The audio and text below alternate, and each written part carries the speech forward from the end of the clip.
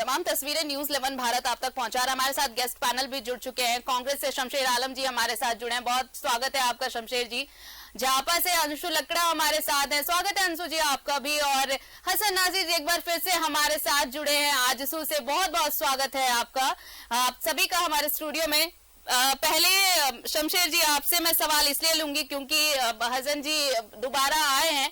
पहली बार तो जब यहाँ पर धीरज जी बैठे थे तो उन्होंने बहुत कुछ कहा कि आजसू ने इतना किया है, एनडीए ने इतना किया है, लेकिन जो 3.5 साल का कार्यकाल रहा कांग्रेस का, पिछले 15 साल की बात, 5 साल और भी जोड़ा था धीरज दुबे ने। उन्होंने कहा कि बाबूलाल मरांडी जब रहे, वो भी आप जोड़ सकते हैं, 20 साल का कार्यकाल हुआ एनडीए और बीजेपी की तरफ से, आप जो भी कहें। 3.5 साल का कार्यकाल जनता ने ईमानदारी से देखा है और उसी ईमानदारी की जो है वो ईमानदारी का परिणाम इस चुनाव में भी मिलने वाला है कांग्रेस या फिर कहें यूपीए को। रामगढ़ उपचुनाव में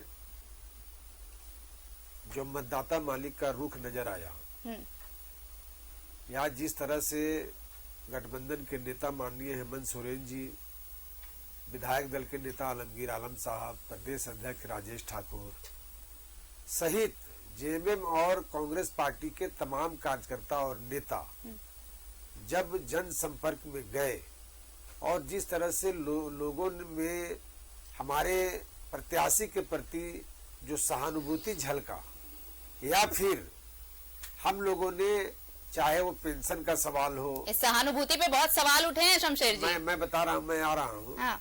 मैं सहानुभूति तो भाई किसी चीज पर मिल सकता है।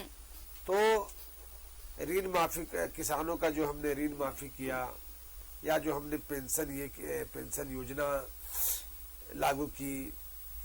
दूसरा सबसे बड़ा बात है कि यहाँ के जो सबसे अंतिम पायदान में जो लोग हैं जिनकी समस्या कोई नहीं सुनता था, उसको लेकर के हमारे माननीय मुख्यमंत्री हेमंत सोरेन जी ने समय पर उनके बीच जाने का काम किया, उनकी समस्या सुनी और उनके समाधान हेतु दिशा निर्देश भी दिया। आपने देखा कि 1932 या फिर नियोजन नीति, मॉब लिंचिंग, ऐसे कई सवालों को हमारी सरकार चाहती थी करना, और हमने विधेयक पारित करके भेजने का काम किया। लेकिन जो पूर्व के राज्यपाल थे, जो भारतीय जनता पार्टी के एजेंट के रूप में काम कर रहे थे, उन्होंने किस तरह से विधेयक में अड़ंगा लगा। वाकई ईमानदार कोशिश हुई थी शमशेर जी? पूरी ईमानदारी कोशिश, खास करके जो हमारे मूलवासी हैं, जो हमारे आदिवासी हैं, चाहे माइनॉरिटीज के लोग हैं या फिर पिछड़ा वर्ग के लोग हैं, उनके लिए जो हमारी सरकार की जो योजना थी उसको हमने धरातल पर लाने का अक्षरशः पालन किया। लेकिन कहीं न कहीं राजभवन ने हमको रोकने का प्रयास किया है, उसका भी गुस्सा वहां के मूलवासी और वहां के लोगों में नजर आया एनडीए के खिलाफ में, जिसका सीधा लाभ कांग्रेस पार्टी के प्रत्याशी को मिल रहा है। ये हम नहीं कर रहे हैं, वहां से जो हमारे कार्यकर्ता रिपोर्ट दे रहे हैं, जो वहां पर हमारे लोग लगे हुए हैं, या जो मतदाता मालिक है, हम लोग संपर्क कर रहे हैं। तो इस तरह की बात, मतलब ये जो वोटिंग परसेंटेज आ रहे हैं ये फेवर में है यूपीए के, आप ये कहना चाह रहे हैं? हसन जी, फेवर में है और इन्होंने बहुत कुछ गिनाया कि हेमंत सरकार ने बहुत कुछ किया, और जो नहीं होने दिया गया, आप चाहे इनका डायरेक्टली इशारा हो केंद्र सरकार की तरफ से या जो संवैधानिक संस्था की तरफ से जो बैरियर लगाया गया, जिस तरह से उसे रोका गया, वो सब गुस्सा दिखेगा इस परिणाम में। निश्चित तौर पर देखिए आरती जी, शमशेर जी को तो पता नहीं रामगढ़ में थे या नहीं इस चुनाव के दरमियान, लेकिन लगातार मैं 1 महीना तक वहां पर था और एकदम डीप रूटेड था। क्योंकि हम लोगों ने इस बार नए कंसेप्ट के साथ में रामगढ़ चुनाव की तैयारी की थी। चूल्हा प्रमुख, जिसको इन लोगों को समझ में नहीं आया, लोग समझते यहाँ तक कि इवन तक सीएम तक को भी समझ में नहीं आया कि चूल्हा प्रमुख है क्या। हमने चूल्हा प्रमुख के माध्यम से एक चूल्हा प्रमुख को 10 परिवारों की जिम्मा दिया था। जो सरकार की जितनी योजनाओं की इन्होंने गिनाया, सारी की सारी योजना धरातल पर कोई योजना उतर नहीं पाई है। रहा सवाल कि इन्होंने कहा कि 32 का खतियान या नियोजन नीति, ये तो स्पष्ट है, पूरा स्टेट देख रहा है कि कितने इनका नियत कितना साफ है। अगर ये सरकार वास्तव में 1932 के खतियान को अस्थायी नीति बनाने के प्रति साफ होती तो इसको सीधे लागू करती, उसके संशोधन करने के साथ साथ। ना कि ये इन्होंने कह दिया कि मैं 9th शेड्यूल में डलवाने के लिए क्यों, लफड़ा ही नहीं रहता, सवाल ही नहीं पता था, इनको पता ही नहीं। इसीलिए मैंने शमशेर जी आपसे ये ईमानदार कोशिश नहीं थी, ये इनको है कि इशू को लटकाना, फिर भटकाना और फिर अटकाना। सुनिए, समझा ना, ये चीज जानते हैं लोग इश्यूज को इस तरह से। इन्होंने देखिए 2019 के चुनाव में स्पष्ट, ये आप यूपीए के लिए कह रहे हैं या जेएमएम और कांग्रेस के लिए, क्योंकि कांग्रेस का पहले 1932 से कोई लेना देना था? देखिए यूपीए गठबंधन का साझा मैनिफेस्टो था 2019 में, जॉइंट मैनिफेस्टो में इन्होंने कहा था, ऐसा नहीं कि मुझसे अलग रहे हैं, वो पार्ट ऑफ द गवर्नमेंट है ये और वाइटल पार्ट है ये, समझे ना। 2019 के चुनाव में उन्होंने स्पष्ट घोषणा किया था कि पहले कैबिनेट में मैं लाऊंगा 1932 खतियान को, मैंने अस्थायी नीति बनाऊंगा। इन्होंने लाया भी तो कितने समय में, किस लिए लाया, वो किस मजबूरी के साथ लाया? इन पर तलवार लटक रही थी ईडी की, ये अंदर जाने के डर से बोले कि अंदर मैं चला गया तो फिर मामला मेरा खटाई में पड़ जाएगा। तो जनता को गुमराह करने के लिए इन्होंने 1932 का नारा राग अलापना शुरू किया। वास्तव में ना ये देखिए, मैं विशेष तौर पर कहूंगा मुक्ति मोर्चा को, न ये आंदोलन के प्रति ईमानदार थे, न इस राज्य के प्रति ईमानदार रहे। 3 बार कांग्रेस को क्लीन चिट दे रहे हैं। किसको? कांग्रेस तो शुरू में स्पेशली जेएमएम को बोल रहे हैं स्पेसिफिक, चूंकि यहाँ पर जेएमएम लीड गवर्नमेंट है, उनके मुखिया है, उन्होंने कहा है कि मैं, इन्होंने नहीं कहा कि कोलैबोरेशन तो दोनों का कोलैबोरेशन है, लेकिन इन्होंने कहा कि मैं आंदोलन का उपज हूं और जल जंगल जमीन ही मेरा नारा है, मैं उसी के लिए संघर्ष करता हूं। इन्होंने नहीं कहा, उन्होंने कहा, लीड भी वही कर रहे हैं। तो ज्यादा तो हम उन्हीं पर उंगली उठाएंगे, ये भी उनके साथ है, इन पर भी उंगली उठेगी। चलिए देखिए, 1932 हो, नियोजन नीति हो, और भी बहुत सारी योजनाएं जिनका जिक्र इन्होंने किया और आप उनको फेल्योर बता रहे हैं। इन सब मुद्दों के अलावा झारखंड पार्टी के पास क्या लगता है, क्या यही मुद्दे हैं जिनके बिना पे रामगढ़ में जनता वोट कर रही है? देखिए, ऐसा कुछ नहीं है। हम लोगों ने जमीनी स्तर पर अंदर के अंदर गाँव में भी विजिट किया और ये पाया कि 15 साल आसू में चंद्र प्रकाश चौधरी नेतृत्व के पूरे रामगढ़ विधानसभा के वो पेयजल मंत्री भी रहे, लेकिन बावजूद उसके वहाँ की जनता को पानी तक नहीं मिला है। महिलाएं सुरक्षित नहीं है, उनको पीने के पानी के लिए सुदूर जगहों पर जाना पड़ता है। स्थिति अभी ये है कि 3.5 साल ममता देवी ने शासन किया, वो अपनी उपलब्धि गिना रहे कि 2 साल कोरोना में बीत गया और बाकी ईडी का छापामारी और आयकर का मामला में हम लोग संलिप्त रहे, उसी का जवाबदेही को हमको क्लियर करने में इतना साल लग गया, 3.5 साल।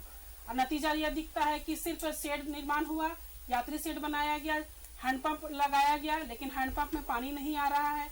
दूसरे नंबर में कि नाली बनाया गया।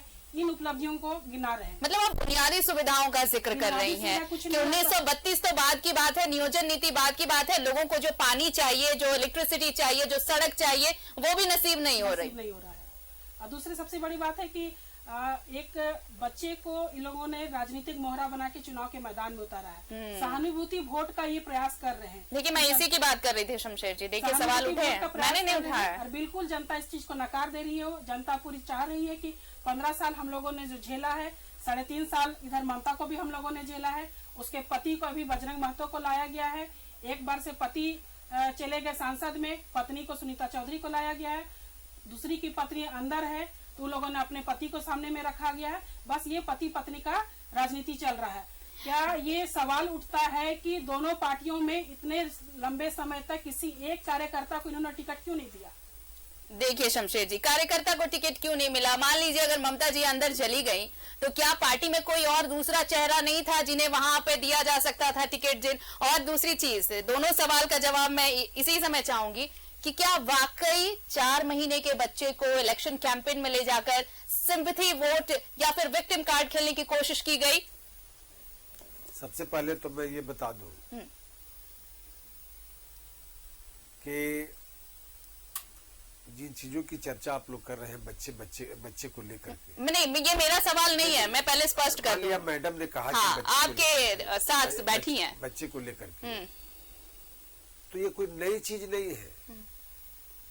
हर मौके पर आपको मैं बता दूं कि बच्चे को ले जाने का मकसद या जो बच्चे जा रहे थे, क्यों इस बच्चे को ले जाना पड़ा, इसके भी गहराई में जाना चाहिए। हम वोट को लेकर के नहीं गए थे, हम जनता की अदालत में इसलिए गए थे कि इस बच्चे के साथ कैसे नाइंसाफी हुई है, कैसे आजसू और एनडीए के लोगों ने इस के माँ को उस वक्त की जो वर्तमान सरकार थी कैसे फंसाने का प्रयास किया। फैसला तो कोर्ट का था ना सर। ठीक है, कोर्ट की प्रक्रिया एनडीए ने तो फैसला दिया नहीं था। प्रक्रिया बाद में आती है मैडम, पहले एफआईआर होता है, एफआईआर में जांच होता है, और जांच के बाद जब ऊपर जाता है तब जाकर के कोर्ट का न्यायालय का मामला आता है। और तथ्यों को देखने के बाद ही कोर्ट ने फैसला दिया होगा ना सर। किस तरह से फंसाया गया ये देश और दुनिया जानती है। जहाँ तक पार्टी में कार्यकर्ता की बात है तो बजरंग महतो ही पहले कांग्रेस पार्टी के कार्यकर्ता थे, हैं और रहेंगे। हमने कार्यकर्ता को ही टिकट दिया है, लेकिन क्या आपको जवाब मिल गया होगा अंशु जी। कार्यकर्ता को ही टिकट दिया है। हम ये नहीं है कि आंसू के लोग हैं कि अगर हम एमपी हो गए तो हम पत्नी को ही दे रहे हैं, और वहाँ पर उनके बहुत सारे पार्टी से कोई लेना देना उनका है नहीं। ये उनकी परंपरा हो सकती है, हमारी परंपरा नहीं है। और हम बजरंग महतो को जो उतारे हैं कार्यकर्ता के रूप में उतारे हैं, ऐसा नहीं है कि हम उसके पति है इसलिए ही हम उतारे हैं। आप लोगों ने जमानत के लिए कोशिश क्यों नहीं की?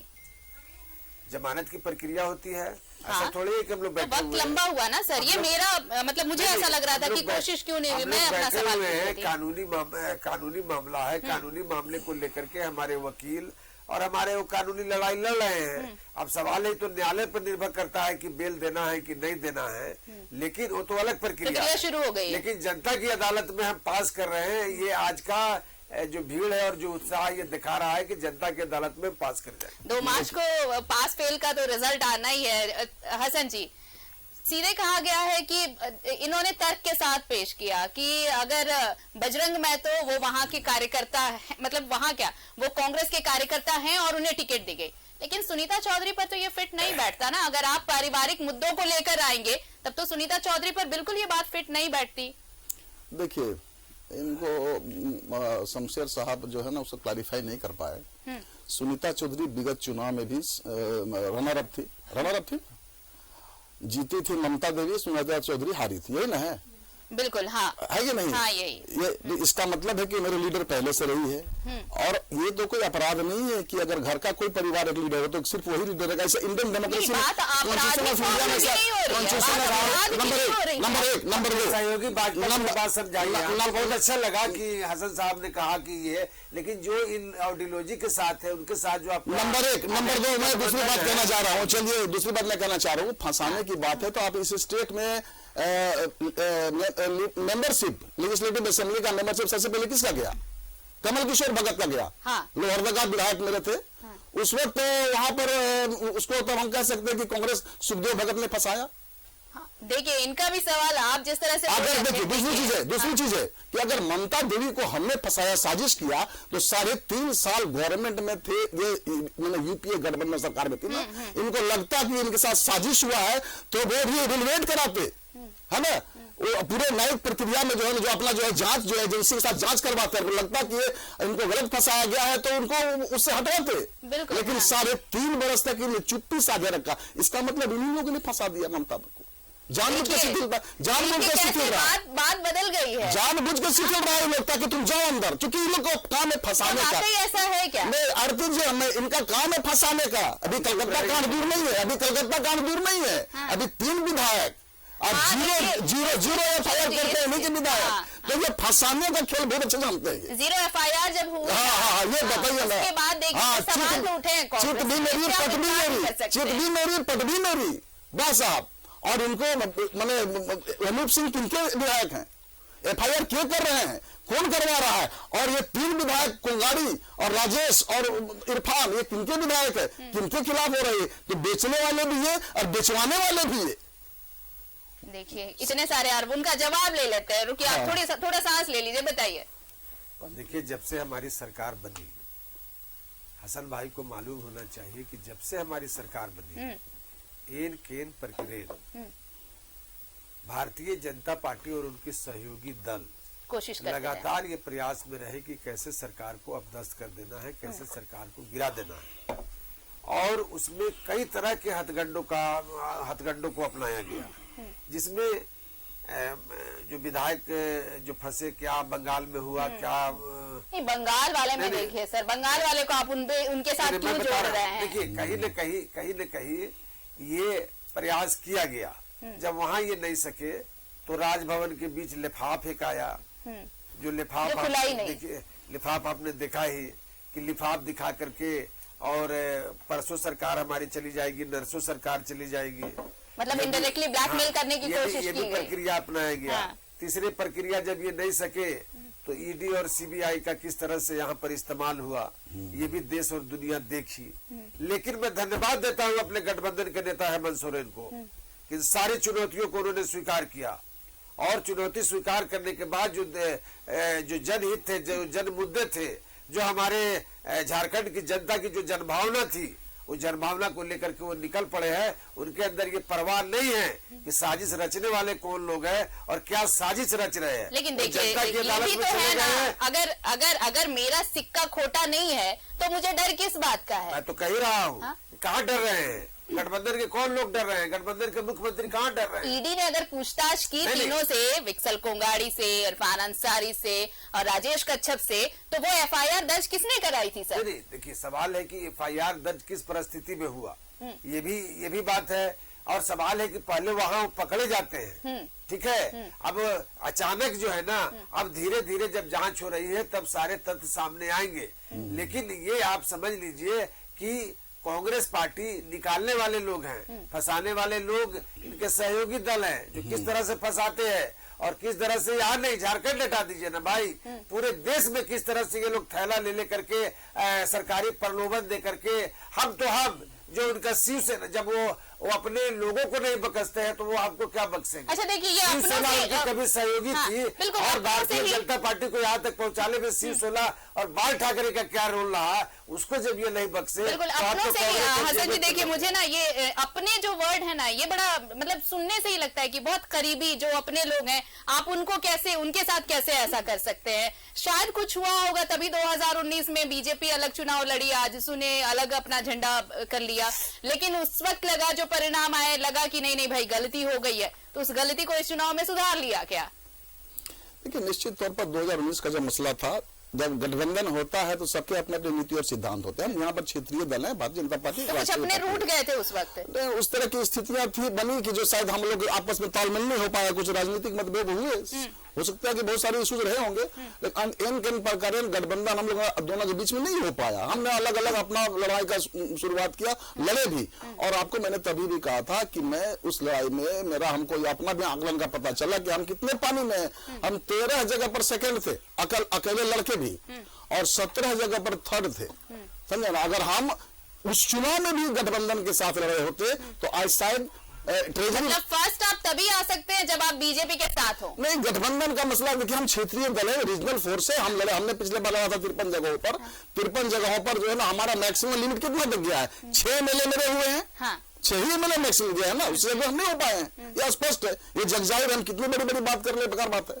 हमने कहा कि उसके बाद भी हम 2 सीट जीते और 13 सीट पर सेकंड रहे, है ना, मिनिमम मार्जिन से। 702 वोट से आ रहे, 411 वोट से आ रहे, ये मेरा मिनिमम, मैंने एपेक्स में था। लेकिन हार तो हार होती, मैंने माना। मैं कह रही हूँ वो उससे क्या फर्क पड़ता है? मैंने माना, तो उसके बाद जो है निरंतर हमने संगठनात्मक अपने स्वरूप पे सुधार किया है, समझे ना। संगठनात्मक स्वरूप पे सुधार होने के चलते हम मजबूत अवस्था में आ गए। सुधार के बावजूद आपको अलायंस करना पड़ा, ये भी आप मानेंगे ना? नहीं, अलायंस, देखिए इस देश में परिपाटी बनी हुई है, कौन अलायंस में नहीं है? इसमें कोई बुराई नहीं है, बुराई नहीं मैं है। बस ये कह रही हूँ कि आप अगर खुद को स्ट्रेंथन बता रहे हैं कि हमने ये किया, हमने वो किया, संगठन मजबूत किया, पिछली बार आप साथ नहीं आए, आपको अपना दमखम दिखाना था, लेकिन वो दमखम थोड़ा कम पड़ गया, अलायंस की जरूरत पड़ी। कुछ कहना चाह रही थी अंशु जी आप? दोनों पार्टियों की बात सुनने में आ रहा है, हाँ। लेकिन यहाँ पर एक बहुत दिलचस्प खबरें हैं, हाँ। और बहुत जल्दी इसको हमारी झारखंड पार्टी के द्वारा उजागर किया जा रहा है। 6 महीने के अंदर आपको हकीकत पता चलेगा, 2 तारीख को रिजल्ट जो भी हो जी। लेकिन सबसे बड़ी खबर तो ये है कि 3.5 साल यूपीए के ममता देवी ने जो शासन किया, रामगढ़ में अपना रखा, 5 पीढ़ी लोग अपनी जमीन को बढ़ा नहीं सकते हैं, और इन्होंने 3.5 साल में 96 एकड़ जमीन अर्जित किया है दुलमी प्रखंड में। और इसको झारखंड पार्टी ने उजागर किया है, और बहुत जल्द देखिएगा इसका रिजल्ट आपके सामने होगा। तथ्यों को किस तरह से तोड़ मरोड़ के पेश किया। मतलब आप अगर दूसरों के लिए बातें कर रहे हैं तो अपना विकास कितना जल्दी हो रहा है, कितना ज्यादा हो रहा है, शमशेर जी ये भी तो ध्यान हमको रखें। जानकारी नहीं है, तो बहुत जल्दी ये तो मैडम को जानकारी है। देखिए ये जो हम कहना चाहेंगे, अंशिता जी को कहना चाहते हैं, इसलिए इसमें आश्चर्य मत कीजिए, क्योंकि इन लोगों ने लूट के लिए ही सरकार बनाई है। आप देख रहे हैं ना, जिस राज्य का मुखिया 68 डिसमिल जमीन का माइनिंग लीज कराता हो, ईडी क्वेश्चन से बन गया है ना। हाँ, लेकिन क्वेश्चनिंग ही हो रही है तो कुछ नहीं। आप देखिए जिस स्टेट के विधायक प्रतिनिधि किनके, मुख्यमंत्री के, मुख्यमंत्री बरहेट उनके विधायक प्रतिनिधि माननीय सर्वश्री 108 श्री पंकज मिश्रा जी अभी कहाँ है? बिरसा मुंडा केंद्रीय कारागार में। पूजा सिंघल IAS ऑफिसर इन्हीं के रीजन में।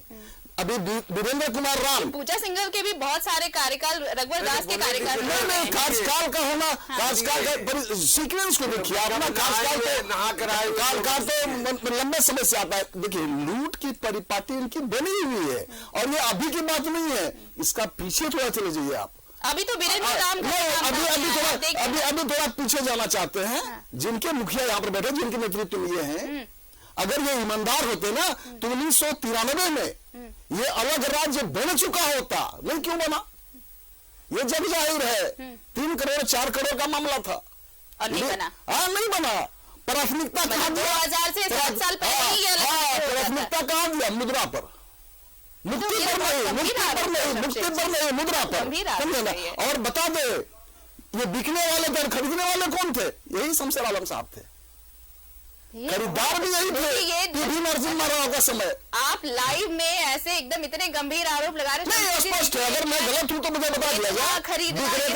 आरोप नहीं है, ये हकीकत है मैडम, समझे ना। और बहुत जल्दी ये सूचना के अधिकार के तहत हमारे पूर्व महाधिवक्ता अजित कुमार ने, जो हमारे पार्टी के कार्यकारी अध्यक्ष है, उन्होंने इस बात को पूरे तथ्य के साथ में निकाला। और बहुत जल्द, 6 महीना तो मैंने दूर की बात कही, बहुत जल्द ये सबके सामने होगा। पूरी जनता देखेगी कि क्या इन्होंने किया है। अभी तो वीरेंद्र राम ने ही सिर्फ इतना कहा है कि शिक्षा मंत्री ने उन्हें कहा था ऐसा करने को, वैसा एक्स्ट्रा चार्ज दिया था, उन्हें दिया गया था। मतलब मुश्किलें कम नहीं हो रही है शमशेर साहब। नहीं देखिए, ये तो कानूनी प्रक्रिया है। हाँ, ईडी अपना क्या करेगा, CBI क्या करेगा। हाँ, यहाँ पर मैं टोक दूं बीच में, उस बात बोलेंगे। ये कानूनी प्रक्रिया है, ये कानूनी प्रक्रिया है। ममता वाला केस कानूनी प्रक्रिया नहीं है, वहाँ साजिश है। लेकिन एक चीज जरूर बताएंगे कि इनके समय में क्या हुआ नहीं हुआ, और उस जमाने में जो बुनियाद है।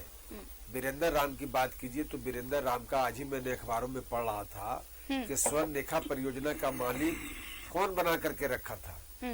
उसमें इनके जो सुप्रीमो है वो भी है, रघुवर दास भी है। ठीक है, कहानी जब आप लिख रहे हैं 2019 में किस तरह से ACB जांच कर रही है, ये हमारे समय का नहीं है। ये सारे पाप इन्होंने किया है, और उस पाप की सजा गठबंधन सरकार को मिल रही है। जो पाप आपने किया नहीं उसकी सजा। पूजा सिंघल किस मामले में है? मनरेगा मामले में। हाँ जी, ठीक है। वीरेंद्र राम की जो गिरफ्तारी हुई किस मामले में हुई है? ACB मनी लॉन्ड्रिंग के मामले में 2019 में जो हुआ वो हुआ। आज ही देखे कि स्वर्णरेखा में किस तरह से इनके राजपाट में लूट हुआ है। उस समय में रघुवर दास भी थे, सिंचाई मंत्री इनके सुप्रीमो भी थे। तो सवाल ये उठता है कि जो जांच करा रहा है वो कल तक इनकी जांच नहीं करा सकता था। आज है कि अगर हम इनके पुराने किए गए पाप को भी हम ही पर थोपने का प्रयास किया जा रहा है, लेकिन जनता सब जानती है। जैसे आपने सवाल किया ना, आप एंकर के हैसियत से आपने इनसे पूछा ना कि रघुवर जी के समय कहा है, तो ये बीजेपी के राज का समय कहा है, ये आपके जब सहयोगी सरकार चल रही थी उसके समय कहा है। मैडम मैं एक उदाहरण देना चाहता हूँ, मैं गया था पोचरा, चारी रामगढ़ चुनाव के दौरान जब मैं पहुंचा चारी पर, वहां पर एक बड़ा मजार है। ठीक है, वहाँ हिंदू मुस्लिम सारे जातियों का एतमाद है और लोग आते हैं। वहां पर एक बना है पानी टंकी, करीब 6 करोड़ के लागत से। अच्छा। और ये कब बना? जब तक प्रकाश चौधरी पेयजल मंत्री थे। और आज तक आपको अफसोस होगा कि वहां के लोगों ने जब बताया तो हम लोग उंगली काटने लगे कि ठेकेदार पेमेंट लेकर के चला भी गया, लेकिन उससे टंकी सप्लाई नहीं हो में एक बूंद भी पानी नहीं आया। आज भी लोग तरसते हैं और ये लोग बात करते हैं 3.5 साल क्या कर रहे थे? किस तरह से ये लोग 3.5 साल लोग क्या कर रहे इस तरह थे? से ये लोग इंफ्रास्ट्रक्चर के नाम पर लूटने तो देखिए, और खसोटने का इसी काम चीज के किया लिए है। ना, देखिए, अच्छा, शमशेर साहब 3.5 साल आज हम लोग क्या कर रहे थे? यही चीज जनता बदलना चाहती थी, तभी तो ममता जी को लेकर आई जनता। ममता जी को जब तो लेकर के आई 3.5 साल उसी नहीं ममता जी को लेकर के आई तो आज उसी चारी गांव में आप चले जाइए स्कूल का, आप जाके पता कीजिए। मैं ऐसे ही नहीं बोल रहा हूँ, हसन साहब आपसे भी मैं अपील करूंगा। आप बहुत ज्यादा हमने ज्ञानी आदमी हैं, हमने तो तो आप लाइव जाकर के दिखाया पता है कीजिए। सर, हमने आज लाइव दिखाया 8 है। लाख का स्कूल में उन्होंने जो दिया, मदरसा वहाँ पर एक चलता है दारुल उलूम, उसमें उन्होंने 9 लाख रुपये का 2 कमरा बनाया। फिर उसके बाद ये सब काउंट करते रहिए शमशान आप। आदिवासी, मैं एक गांव का उदाहरण देता हूँ। आदिवासियों का जो शमशान घाट है उस पर फंड दिया। तो अब 1-1.5 साल के फंड दिया, 1-1.5 साल के अंतराल में जो ममता देवी ने जो वहाँ कर दी, ये लोग 15 साल में उस तरह का काम, वही तो काम किए हैं। टंकी बन वही तो अंशु जी कह रही है कि आप लोगों ने जो किया है ना, आपके 15 साल और आपके 3.5 साल, पार्टी दोनों अगले 3-4 महीनों में जो खुलासा, दे रहा है। अफसोस की बात ये है तो अगले 3-4 महीने में जो खुलासा होने वाला है ना, जैसे अंशु जी कह रही है, आप लोग दोनों के दावों में कितना दम है वो सच्चाई सामने आएगी। आरती जी, अब मैं इन्हीं की बात को कह दूं, 15 साल 15 नहीं सर, बोलिए पूरे 20 साल। चंद्र प्रकाश चौधरी के 2005 में विधायक बनने के बाद में उन्होंने पहला काम क्या किया? रामगढ़ किस जिला में था? हजारीबाग जिला में। रामगढ़ के लोगों को अगर कोर्ट मैटर हो, कलेक्ट्रेट में कोई काम हो या कोई मामला हो, तो उनको दिन भर का समय लग गया, दिन भर रहे, आज काम में हुआ, कल रुकना पड़ा वहीं पर। पहला काम किया चंद्र प्रकाश चौधरी ने कि हजारीबाग से काट करके रामगढ़ को जिला बनवाया। दूसरा काम किया कि एक बड़ा प्रखंड था गोला, उसको उस प्रखंड को 2 जगह बंटवा करके दुलमी प्रखंड, और आप देख रहे हैं ना 2007 में अब चितरपुर प्रखंड बनवाया। ये एकदम बेसिक और फंडामेंटल चीज है। तीसरी चीज ये है कि आप पता कर लीजिए, ये तो न्यूज की चीजें हैं, देश का जो मानक है 17 बिंदुओं पर, उनके कार्यकाल में रामगढ़ पूरे देश में उगलता। विकास का जो मानक है, विकास डेवलपमेंट का जो पैरामीटर है पूरे देश में, वो 17 बिंदु के पैरामीटर में रामगढ़ वाज द फर्स्ट। तो सिर्फ 3.5 साल में ही वो नहीं हो, एकदम कोलैप्स कर दिया, कुछ किया ही नहीं। तो उसमें तो 2 साल। अरे और तो छोड़ दीजिए, और तो छोड़ दीजिए 3 मुख्यमंत्री, इनके 3 मुख्यमंत्री, इनका गाँव नेमरा, ये सब इनको याद नहीं। गोला प्रखंड का नेमरा, वहां तक सड़क तक नहीं बनवा पाए। मुख्यमंत्री आपका तो गाँव है, आप अपना घर नहीं सजाइएगा। लोग दिवाली में घर पोछाना क्यों करता है? कि सुंदर दिखे, साफ दिखे, लोग बैठे। आप सीएम है, आप पूरे इस स्टेट को चला रहे हैं, आप अपना गांव जहां जो आपका पैतृक जन्मस्थली है उसको विकसित नहीं कर पाए साहब। वो भी विकसित किया किसने? चंद्र प्रकाश चौधरी ने। और जिस आंदोलन के बुनियाद पर ये लोग ममता देवी को बोल रहे कि आंदोलन की देवी, उनका क्या हुआ जो 2 लोग मारे गए? पूछा उनको इन्होंने, कांग्रेस वालों ने भी पूछा। ये गुस्सा तो था शमशेर जी जब ग्राउंड रिपोर्टिंग हो रही थी। अंशु जी हम लेंगे आप ही राम लखन महतो और दशरथ नायक, उनके परिवार को पूछा। इन लोगों ने साल में एक काम करता है, लोग एक बार जाता है शहादत देने को, साड़ी पहना देता है, हो गया, दैट्स ऑल। और यही चंद्र प्रकाश चौधरी इनको, इनके परिवार के बच्चों को बोर्डिंग स्कूल में विधिवत शिक्षा दिलवा रहे हैं टिल नाउ। नहीं तो ये सिर्फ एक फैमिली के लिए हो, मान लीजिए 2 आदमी शहीद थे, उसके उनके लिए किया। 2 आदमी शहीद थे, मैं शहीदों की बात कर रहा हूँ। मैं सही, मैं उन्हीं से रिलेटेड कह रही हूँ कि 2 लोग जो शहीद हुए, आपने ये भी तो हो सकता है कि आपने पॉलिटिकल माइलेज लेने के लिए वो किया, ये भी हो सकता है। और पॉलिटिशियंस के लिए ये कोई बड़ी बात नहीं है, चाहे आप हो, एनडीए हो या यूपीए हो। मैं किसी का पक्ष नहीं ले रही, मैं ये कह रही हूँ पॉलिटिकल माइलेज लेने की हर कोई कोशिश करता है। क्यों ना हम उस पूरे इलाके को, आप सांसद हैं, आप विधायक हैं, अगर आपके गांव की तस्वीर नहीं बदली, अगर आपके इलाके की तस्वीर नहीं बदली, तो किस चीज की अच्छा, आप ये है मैम, इंजीनियरिंग कॉलेज की स्थापना करवाया, महिला इंजीनियरिंग कॉलेज की स्थापना करवाया, पॉलिटेक्निक कॉलेज की स्थापना करवाया, बीएड कॉलेज की स्थापना करवाया, किसने करवाया पूछ लीजिए। उसके अलावा हमें एहसान नहीं कर रहे, एहसान नहीं किया ना, जनता ने आपको सर माथे बिठाया, yes. इसलिए बिठाया कि आप उनके सपनों को पूरा करें। यस, इसीलिए मैं कर रहा हूं, मैं एहसान नहीं कर रहा हूं, मैं सेवा की कोई बात भी कर रहा हूं, पॉलिटिशियन मैं सेवा की बात एहसान नहीं करता नहीं, है जी सर। नहीं जी, मैं भी ठीक है। एहसान की बात नहीं कर रहा हूं, मैं सेवा की पहले बात कर अंशु रहा जी हूं। का जवाब ले, कुछ बहुत देर से कहने की कोशिश करिए अंशु जी। देखिए जो बातें आ रही है कि पानी टंकी बनाया हमने, रोड बनाया हमने, है ना, ये ईटा बालू सब तरफ तो लूट मचा के रखे। विकास उसको नहीं कहा जा सकता है ना। विकास को देखना है तो हम लोगों ने अंदर तक गया, है ना, वहाँ देखा कि स्वास्थ्य व्यवस्था तो पूरी तरह से चरमराई हुई है। अगर एक व्यक्ति का एक्सीडेंट होता है, वहाँ स्वास्थ्य केंद्र में एडमिट किया जाता है, उसको 2 घंटा होते होते उसको बोला जाता है कि रांची रेफर किया जा रहा है। रांची रेफर करते करते वो रामगढ़ का घाटी से रांची आ रहा है, पता चला कि उसको सलाइन ड्रिप चढ़ाया वो सीधे ऊपर। इस तरह की व्यवस्था तक मतलब व्यवस्थाएं नहीं है, व्यवस्था ही नहीं है। देखिए अब तक सुबह से जो भी डिस्कशंस, जो भी डिबेट्स हुए हैं ना, शमशेर जी और हसन जी, आप दोनों से बहुत, मतलब आप दोनों ने अपनी अपनी बातें, आरोप प्रत्यारोप का दौर सब चला, लेकिन एक चीज जो अगर निकल कर आई है ना, सुबह जब हम लोग लाइव कर रहे थे पोलिंग बूथ से, तो वहां पे कुछ महिलाएं ये कह रही थी, शमशेर जी मुझे नहीं पता आपने वो तस्वीर देखी या नहीं देखी, पहले तो वो औरत सकुचा रही थी कुछ बात करने से, लेकिन जब वो बोलना उसने शुरू किया तो उसने यही कहा कि हम इतने लाचार हैं कि हमारे बच्चे दिन भर खेलते हैं, दिन भर इधर उधर घूमते हैं, गांव में एक अदद स्कूल नहीं है जिसमें वो सुबह के 10 बजे जाए और दोपहर के 3 बजे तक एटलीस्ट वो बैठे भी। तो ये हालत है, तो हम किस विकास की बात करते हैं सर? 21वीं सदी में हम जी रहे हैं। आप विकास के नाम पे अगर अभी भी वो वोट मांग रहे हैं, अगर बुनियादी सुविधाओं के लिए वोट मांग रहे हैं, तो शर्म है ऐसी राजनीति पर ना। ये उनसे पूछिए जो रामगढ़ को सिंगापुर बनाए हैं। देखिए हमने कहा ना, ये नहीं, ये जो उतने दिनों तक अगर हम विकास के लिए पहले मैदान पर जा रहे थे तो एक अदद स्कूल नहीं है, तो इसलिए सोचना अपने पड़ेगा कार्यकाल में अपवाद कुछ हो सकता है, अपवाद पूरे स्टेट में, पूरे कंट्री में, कहीं भी पूरे कंट्री में कहीं पर वेल डेवलप्ड कोई आपको कॉन्स्टिट्यूंसी नजर नहीं आएगा।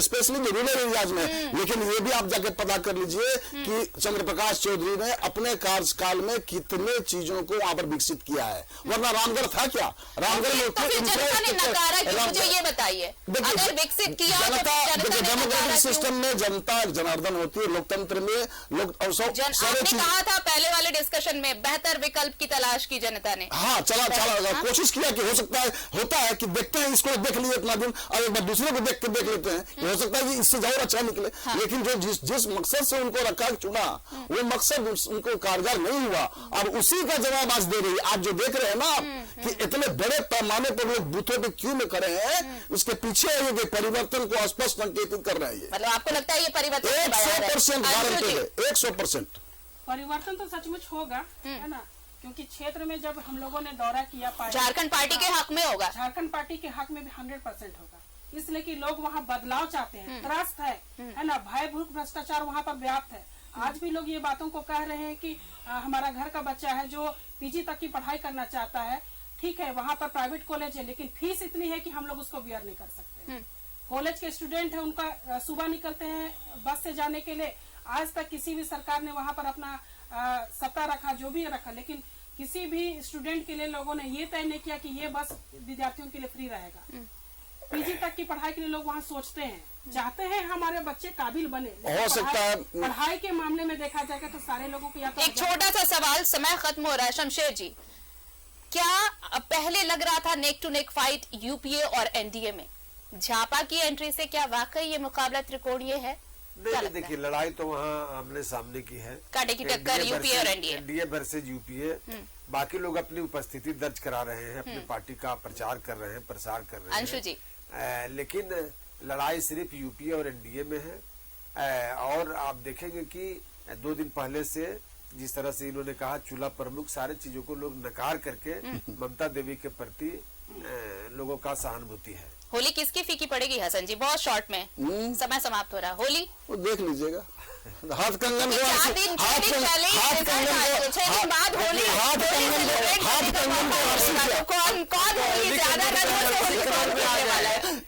ये इनको क्या क्या मिलेगा? हम तो होली के मूड में आ चुके हैं।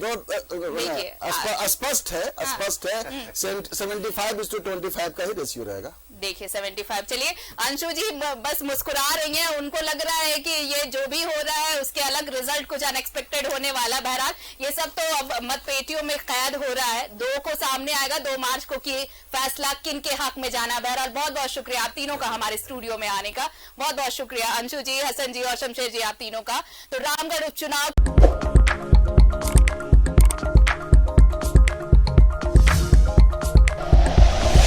Like and share videos, subscribe करें हमारा चैनल और प्रेस करें बेल आइकॉन। News 11 भारत, सच है तो दिखेगा।